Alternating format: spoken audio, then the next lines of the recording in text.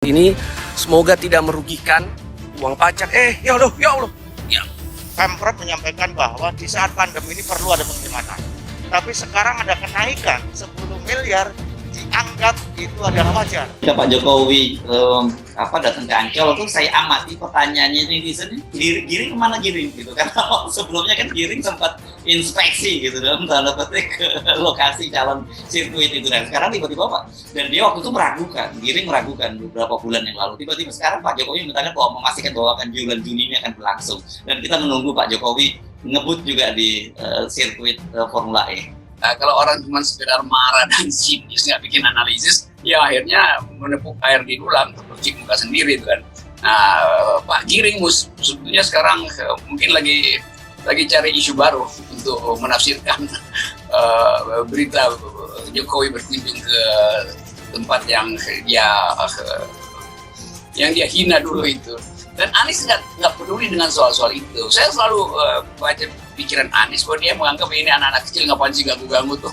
Hal tersebut harus dibaca bahwa Presiden sebenarnya membutuhkan Anies Baswedan, bukan sebaliknya.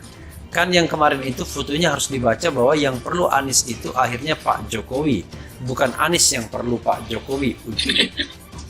Pernah diusir ketika nyanyi, tapi bukan Giring beneran. Ya udah berkali-kali tuh saling kirim satira, tapi ya Anies merasa ya udahlah, ini gue ini udah beredar ke mancanegara, ini anak kecil ini masih ngider di sekitar Ancol aja. Dan kalau kita hubungkan dengan kondisi psikopolitik Pak Jokowi, tentu Pak Jokowi mulai paham bahwa dia nggak mungkin lagi diasuh oleh PDIP. Dia tidak bakal diterima oleh kekuatan politik Islam, maka dia cari semacam tempat persembunyian sementara. 7 dari 10 buzzer itu bunuh diri tuh. Kalau dia ke situ kan Pak Jokowi pasti hitung, kalau dia ke situ pasti buzzer akan ngamuk, cebong-cebong kan berulah sekolah, carta politika akan lakukan counter attack. Ternyata nggak mungkin, karena tetap publik Indonesia itu paham permainan headline hunt ini, dan bagi Anies ya itu blessing in disguise bahwa dia menemani Pak Jokowi, dan pasti Anies akan katakan bahwa ini bukan dalam rangka politik pencitraan, karena betul-betul Pak Jokowi terperangah dengan adanya stadion dan fasilitas macam-macam.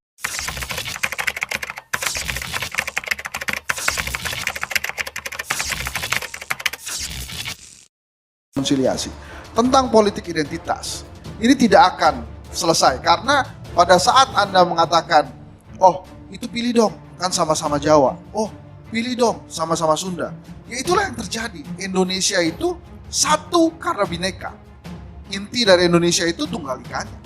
Nah, yang tidak boleh dalam politik identitas, saya sudah berkali-kali sampaikan, adalah reward and punishment dalam politik identitas.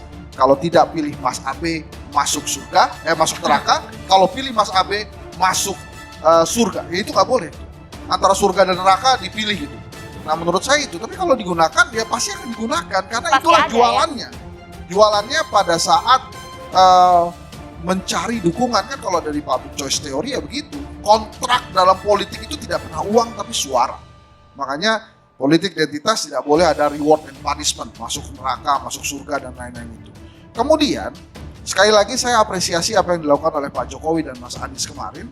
Ini terlihat betul bahwa ada sebuah konsentrasi penting, yaitu bagaimana nama baik negara di kancah internasional.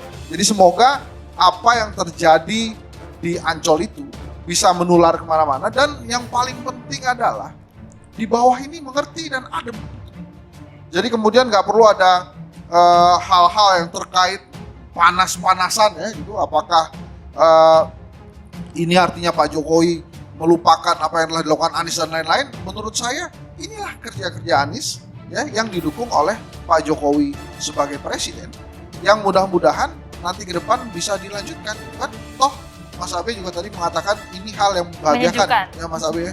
Rekonsiliasi ini terlihat dua pemimpin. Ini kesannya Jokowi mendukung Anies untuk capres nih, Bang Henry Satrio. Ya, itu kan tadi sudah dijelaskan oleh Mas Saya Abe kira bahwa itu terlalu dia akan jauh. mendukung semua capres yang ada Ya, ya. harusnya mendukung semua capres, bahkan harusnya justru tidak mendukung capres satupun. Jadi silakan aja. Siapapun anak negara, anak bangsa, warga negara yang memang mumpuni, maju-maju saja. Dan seharusnya Pak Jokowi justru tidak mendukung salah satu di antaranya. Karena kalau semuanya mendukung, nanti jadi iri-irian. Tapi kalau nggak mendukung, ya sudah. Jadi itulah demokrasi yang baik menurut saya. Ya, membocorkan aja, ini segmen terakhir kan ya. Jadi kalau kemarin Pak Jokowi ke Formula E di Ancol, akan ada momen kedua. Tanggal 17 Agustus, itu ada Jakarta Melayu Festival yang ke-10, akan mengundang Bapak Jokowi dan Pak Anies Baswedan untuk tampil bersama. Karena Melayu menyatukan kita. Bahasa Indonesia berakar dari Melayu, dan kita disatukan oleh bahasa Melayu melalui bahasa Indonesia. Saya kira itu akan menjadi momen yang Siap-siap ramai lagi itu. siap-siap menjadi ramai lagi, siap-siap menjadi ajang persatuan kita lagi, dan silakan PSI mengkritisinya. Pak Dan Arya saya kira kita undang sekarang. PSI cukup kritis ya. Menurut saya juga tidak terlalu harus anti karena persandingan-persandingan kritisnya juga masih masuk akal. Jadi maksud saya terganggu nggak sama berisiknya PDI Perjuangan?